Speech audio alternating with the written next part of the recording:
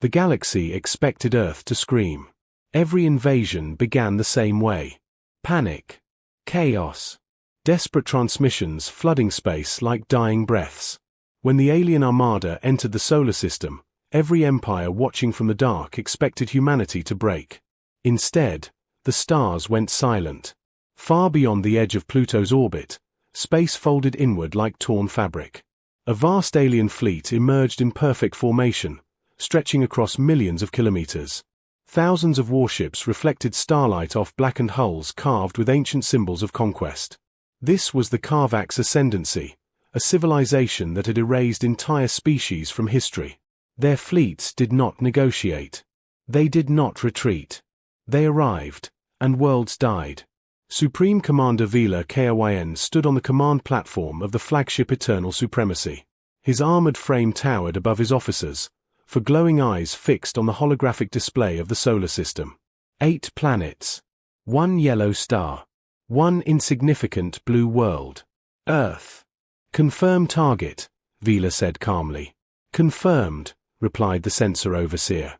3rd planet from the star. Population estimate, 11 billion. Technological level, primitive interstellar. Vila allowed himself a slow, satisfied breath. Primitive species always reacted the same. They panicked. They begged. They fired useless weapons. It was efficient. Predictable. Broadcast the ultimatum, he ordered.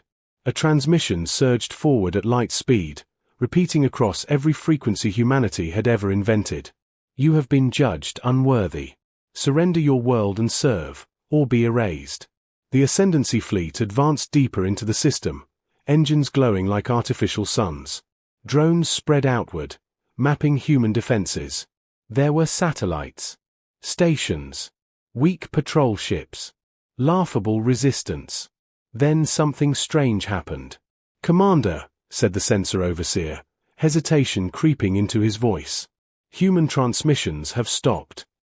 Vila turned slightly. Clarify. There are no emergency broadcasts. No distress signals. No military chatter.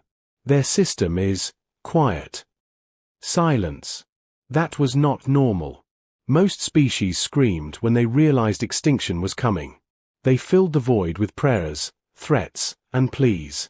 Humanity did none of it. Vila narrowed his eyes. Perhaps they have accepted fate. Possibly, another officer said.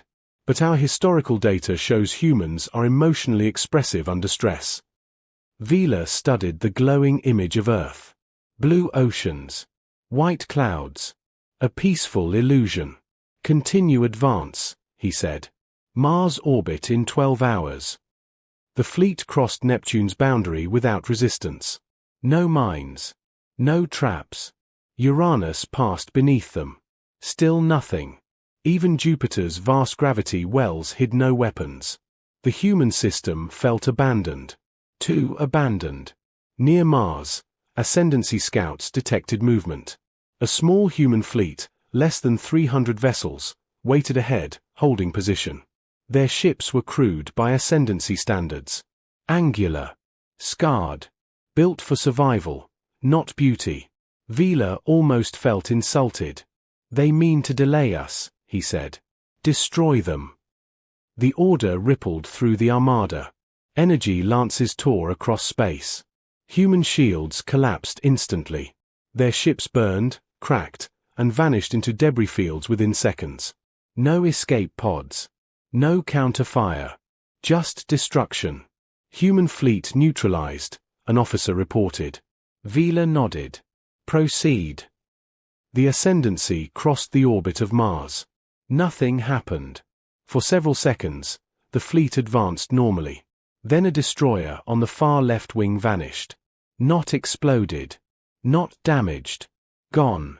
Report, Vila snapped. Sensor failure, an officer guessed. Another ship disappeared.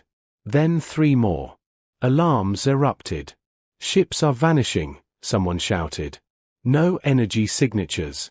No weapons detected. Vila's calm cracked. Scan again. Full spectrum. Before the order could finish, a cruiser ahead began to fade. Its hull did not burn or break.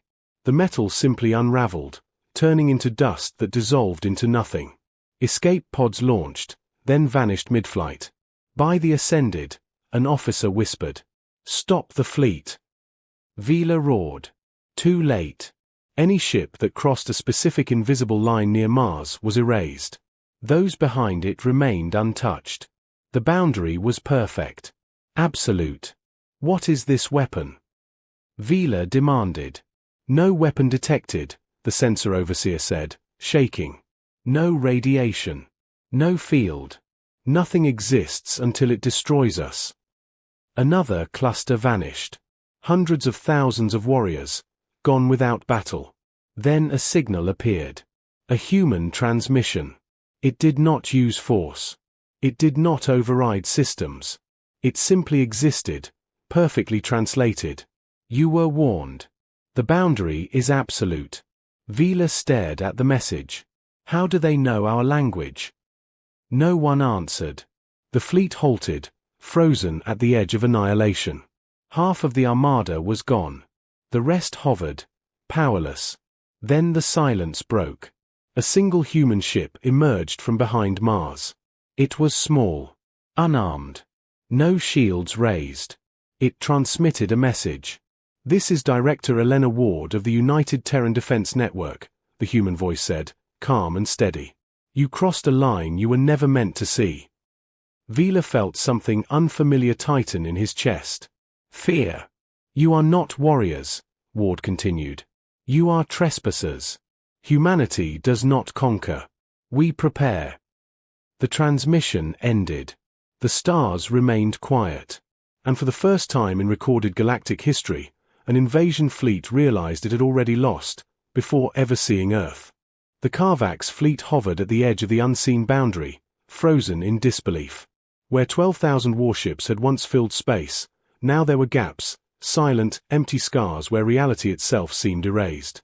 Commander Vila Kerwen stood motionless on the bridge of the Eternal Supremacy, his four eyes locked on the tactical display. Half his fleet was gone. Not defeated. Not destroyed. Unmade. "This violates every known law of physics," one of the science officers whispered. Vila did not respond. His mind raced through centuries of warfare. Shield breakers. Gravity weapons. Reality bombs. He had seen stars collapsed and planets torn apart. But this was something else. There had been no warning, no energy spike, no visible cause. Just a line in space that meant death. "Test the boundary," Vila finally said. Several officers turned toward him in shock. "Commander." "Launch a drone," he repeated. "Minimal mass. No crew." A small probe detached from the fleet and drifted forward. It crossed the invisible line. It vanished instantly. No debris. No signal loss delay. It simply ceased to exist. Vila's claws tightened. Again. From a different angle. Another probe approached at a shallow vector. The moment it crossed the same region of space, it disappeared. The science officer's voice trembled. "It's not directional. It's not selective. It's absolute." Vila turned slowly toward the stars beyond Mars. Somewhere behind that red planet was Earth. Humanity. The species his empire had classified as weak. "Open a channel," Vila said. To the human who spoke. Moments later, the same calm human face appeared. Elena Ward looked as though she was speaking from a quiet office, not the center of a solar system standoff. "You've stopped advancing," she said. "Wise." "What is this boundary?" Vila demanded. "What weapon have you placed in our path?" Ward tilted her head slightly. "It's not a weapon." "That is a lie," Vila growled. "No," she replied. "It's a rule." Vila felt anger flare. Rules are enforced by power. And power, Ward said evenly, is enforced by understanding. She gestured, and an image appeared beside her, an abstract diagram of space-time, folded and layered like overlapping sheets of glass. "For thousands of years," Ward continued, "your kind focused on strength. Bigger ships. Stronger shields. Faster weapons. Humanity took a different path. Vila watched in silence. We asked a different question, Ward said. What if space itself could be taught to say no? The diagram shifted. A simple line appeared, separating two regions. This boundary is not an energy field, she said. It's not a force. It's a condition. On one side, matter behaves normally. On the other, matter is unresolved. Vila's breath caught. You're claiming you destabilized reality. Ward shook her head. No. We stabilized it. You destabilized yourselves by crossing without permission. Silence filled the bridge. Our ancestors called it impossible, Ward continued. So we built it anyway. Vila studied her face. There was no triumph there. No hatred. Only certainty. How long has this existed? He asked. Ward's eyes softened. Long enough. A realization struck Vila like a blade. You built this for us. Ward did not deny it. We built it because someone like you would come. The channel closed. On the bridge, panic began to ripple through the Carvax officers. This was not a battle they could fight. Their weapons were useless. Their numbers meaningless. Commander, an officer said, barely holding himself together. We should retreat. Vila did not answer immediately. He stared at the red glow of Mars, then beyond it, toward the unseen Earth. No, he said quietly. We need to understand. He turned to the science division. Scan the boundary at quantum resolution. Look for patterns. Anything. Minutes passed. Then hours. The results were terrifying. The boundary isn't active, the science officer reported. It doesn't emit. It doesn't react. It simply exists. Vila's voice dropped. Then how does it decide? The officer swallowed. It doesn't decide. The universe does. More data poured in. Every ship that vanished had crossed the boundary with mass, momentum, and intent. Even escape pods, even particles expelled from destroyed hulls, everything that crossed was erased. It's not targeting ships, the officer said. It's rejecting intrusion. Vila felt the truth settle in his core. This was not a trap. It was a border. Commander, another officer said urgently. We're detecting movement behind the boundary. Vila looked up. Human ships were assembling. Not hundreds. Thousands. But they did not cross the line. They stopped just short of it. And they waited. The Carvax fleet drifted, wounded and stunned, staring at a force that did not threaten, did not chase, did not fire. It simply existed. Vila activated a private channel. Elena Ward. She appeared again.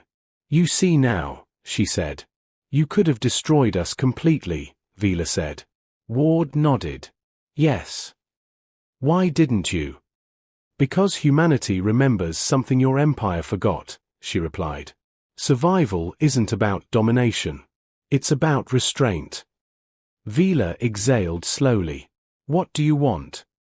Ward's answer came without hesitation. You will withdraw. You will tell the galaxy what happened here. And you will never cross our boundary again. And if we refuse? Vila asked.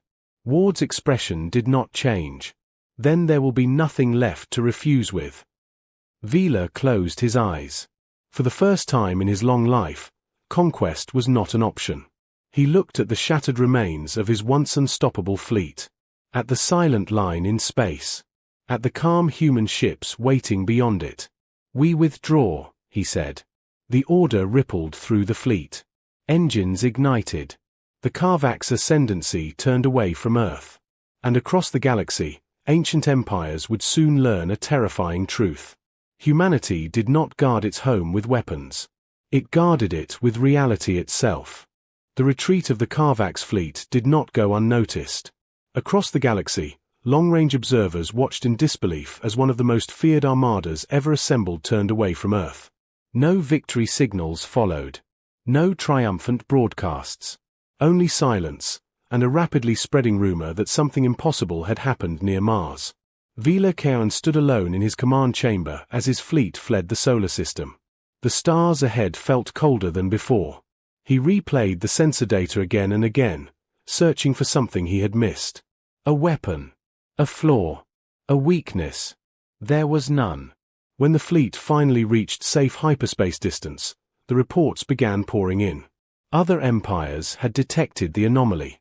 Trade routes near Sol were being abandoned. Scout vessels were recalled. Ancient civilizations that had not felt fear in millennia suddenly remembered what it was like to hesitate. The Karvak's High Council demanded answers. Vila transmitted his report without embellishment. He showed them the vanished ships. The invisible line. The human message. The chamber on the other end fell silent. "This is deception," one counselor hissed.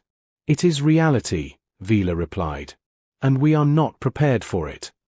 "What do the humans want?" another demanded. Vila paused. "To be left alone." The words echoed like a warning.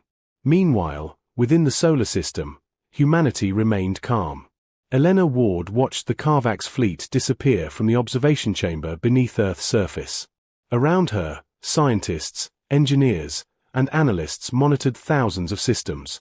None of them cheered. None celebrated. The boundary still held. "That was only the first," one analyst said quietly. Elena nodded. "We always knew it would be." The boundary had not been built overnight. It was the result of centuries of quiet work. Long before humanity reached the stars, they had learned a painful truth: the universe was not kind to the unprepared. Early human explorers had dreamed of faster ships and stronger weapons. But a small group had asked a different question. What if survival did not depend on fighting at all?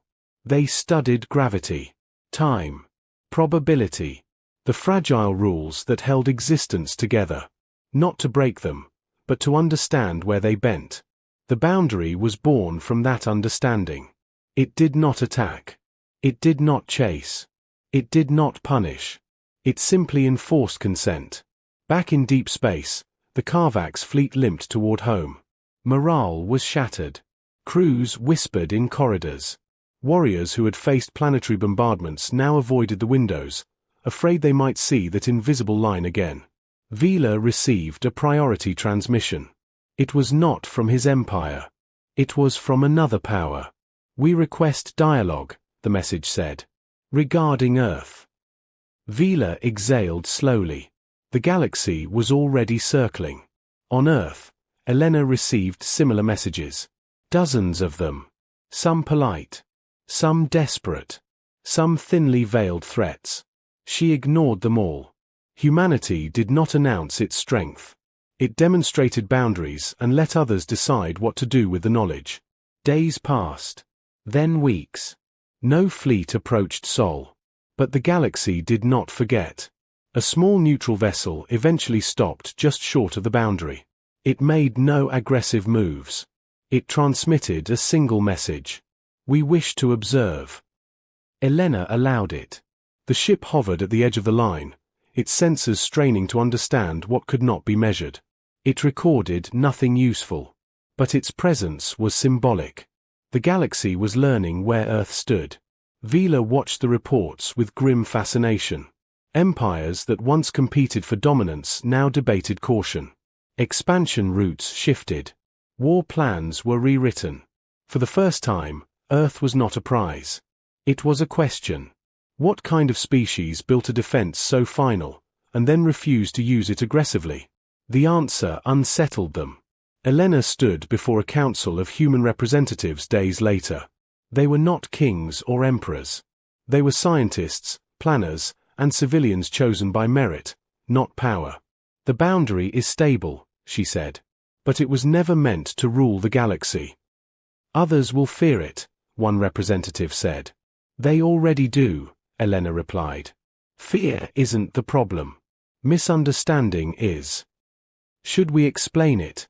another asked. Elena shook her head. "No. Explanation invites challenge. Observation invites respect." Humanity would not expand the boundary. They would not weaponize it beyond Sol. The line existed for one reason only: to make sure Earth survived long enough to choose its future. Far away, Vila Karen sat in silence as his empire reeled. He had been raised to believe strength meant dominance. Now he understood something else. True power was the ability to stop a war before it began. He requested one final transmission. Elena accepted. "You've changed the balance of the galaxy," Vila said. "No," Elena replied. "We revealed it." "What happens next?" he asked. "That depends," she said, "on whether the galaxy learns." Vila ended the call and stared into the dark. For the first time, conquest felt small. And somewhere beyond the stars, ancient empires began to wonder whether humanity was not the universe's greatest threat, but its final safeguard. The galaxy did not stay afraid forever. Fear fades. Curiosity does not. Months after the Karvax retreat, a different kind of presence appeared near the Sol boundary. It was not an armada. It was not even a fleet. It was a single vessel, long and slender, built for observation rather than war. Its hull reflected starlight like polished glass, and its engines burned with quiet precision. This ship belonged to the Aurelian Concord, one of the oldest civilizations in known space. They were not conquerors. They were thinkers, historians, negotiators. When they moved, the galaxy listened. The ship stopped well short of the invisible line. On Earth, Elena Ward watched it arrive. Unlike the Karvax, the Aurelians did not threaten. They did not probe. They simply waited. "They're being careful," an analyst said. "They're being respectful," Elena replied. A transmission arrived moments later. "We request dialogue," the Aurelian envoy said. "Not as rivals. As neighbors." Elena allowed herself a small breath. "Open the channel." The figure that appeared on the screen was tall and luminous, its form shifting subtly as if light itself were alive within it. Its voice was calm, layered with age and patience. "We have observed your boundary," the envoy said. "And we have a question." Elena nodded. "Ask." "Why here?" the envoy said. "Why only Sol?" Elena paused. This was the question humanity had hoped no one would ask so soon. "Because this is our home," she said carefully. "That answer is insufficient," the envoy replied, not unkindly. "You possess a technology that could prevent wars, end conquests, and stabilize the galaxy. Yet you choose not to use it beyond your system." "Correct," Elena said. "Why?" the envoy asked again. "Because it costs us everything," she thought. But she did not say that. "Because power without restraint becomes tyranny," she said instead. The envoy studied her. "Your species is young. Yet you speak as one that has already learned the galaxy's final lesson." Elena did not respond. The envoy continued. "Others are watching. Some will respect your boundary. Others will search for ways around it. Eventually, someone will try again." "We know," Elena said. "What will you do then?" the envoy asked. Elena looked past the screen, toward the unseen line near Mars. "The same thing we always do. Hold." The channel closed. But the question lingered. Deep beneath Earth's surface, in a facility known only to a handful of humans, another conversation was taking place. Scientists stood around a projection of the boundary, its invisible presence represented by layers of equations and probability fields. "The strain is increasing," one of them said. "How long?" another asked. "Decades, maybe," came the answer. "Centuries if we're lucky." Elena listened in silence. The boundary was not free. It was not a switch that could be turned on and forgotten. It was a continuous act of balance, requiring immense computational effort and constant adjustment. Humanity was not enforcing the boundary. They were maintaining it. And every year, it took more. "Could we extend it?" a younger scientist asked. "Just a little? To protect nearby systems?" The room fell quiet. "No," Elena said firmly. "That's how it starts." She remembered the early debates. The arguments. The temptation to use the boundary to reshape the galaxy, to stop wars, to force peace. They had rejected it. Not because it was impossible, but because it was easy. Elsewhere, the galaxy tested humanity in smaller ways. Merchant ships skirted the boundary, daring it to react. Smugglers tried clever tricks. Automated probes were sent with no intent, no crew, no aggression. They vanished anyway. Intent was not something that could be cheated. Vila Kyn followed these developments closely. Though disgraced, he had become something rare in the Karvak's ascendancy, a voice of caution. They are not bluffing, he warned his people. And they are not gods. They are choosing restraint. Do not mistake that for weakness. Some listened. Others did not. A minor warlord, hungry for prestige, launched a raid with unmanned kinetic weapons, hoping speed and distance would bypass the boundary. The projectiles crossed the line and ceased to exist. The warlord vanished from history soon after. The message spread without words. Earth was not expanding. Earth was immovable. But within humanity, doubt grew. How long can we keep this up? A council member asked Elena one night. Elena looked tired. Older than she had months ago. As long as we must, she said. And if the galaxy needs us, the council member pressed. Elena was silent for a long moment. That's the danger, she said softly. The moment we believe the galaxy needs us, we stop being human. Above Earth, the stars remained peaceful. But peace is never permanent. In the shadows of distant systems, something ancient stirred. A civilization older than the Aurelians. Older than the Karvaks. A species that did not conquer through fleets or fear. They observed. They calculated. And they asked a different question. Not how to cross the boundary, but what would happen if humanity ever turned it off. Far from Sol, a signal began its long journey toward Earth. It carried no threat. No demand. Only curiosity. And soon, humanity would have to face the one challenge the boundary could not solve. Being needed. The signal reached Earth without resistance. It did not stop at the boundary. It did not cross it either. It simply waited, encoded in a form humanity could understand, drifting in the quiet space beyond Mars like a question left unanswered. Elena Ward stood once again in the observation chamber as analysts decoded the transmission. No weapon signatures. No hidden commands. Just data, layered with complexity far beyond anything humanity had encountered. They're old, one scientist whispered. Older than anyone we know. The message unfolded slowly, carefully, as if aware that rushing would break something fragile. We have watched since before your oceans cooled. We have seen empires rise and erase themselves. We have never seen what you have built. The room was silent. They call themselves the observers, an analyst said. They don't rule. They don't conquer. They study civilizations at their limits. Another line appeared.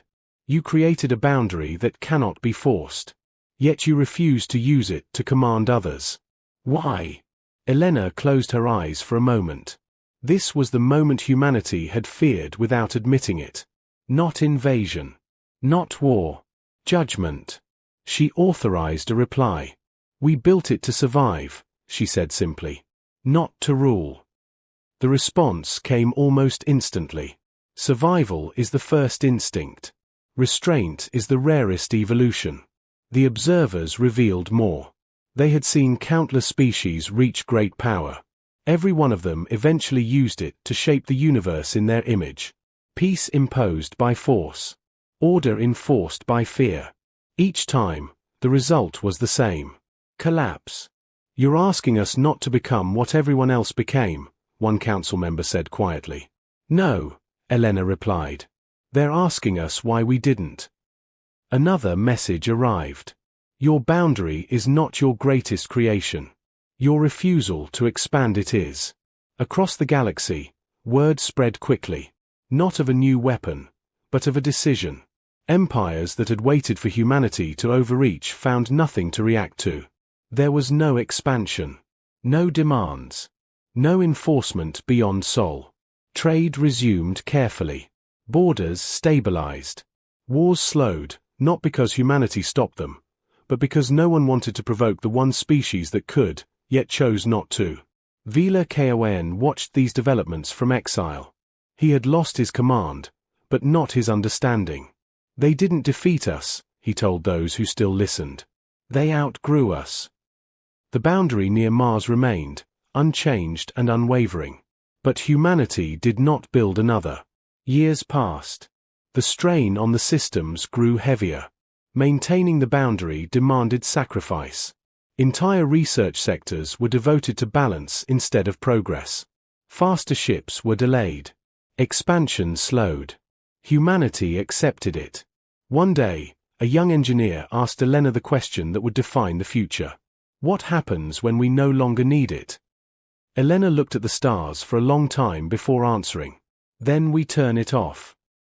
The idea terrified everyone who heard it. Won't that invite invasion? Someone asked. Maybe, Elena said. Or maybe it will mean we're no longer alone. The observers sent one final message years later. You have passed the test none of the others did. When the time comes, we will not stop you. We will stand beside you. Humanity never announced this to the galaxy. They didn't need to. The boundary still stood, silent and absolute. But its true power was no longer fear. It was trust. The trust that when humanity finally stepped beyond Sol without it, they would not be conquerors. They would be equals. And far across the stars, civilizations began preparing not for war, but for the day humans arrived without walls, without threats, and without the need to prove anything at all. Because humanity had done the most dangerous thing a species could ever do. They gained absolute power, and chose not to use it.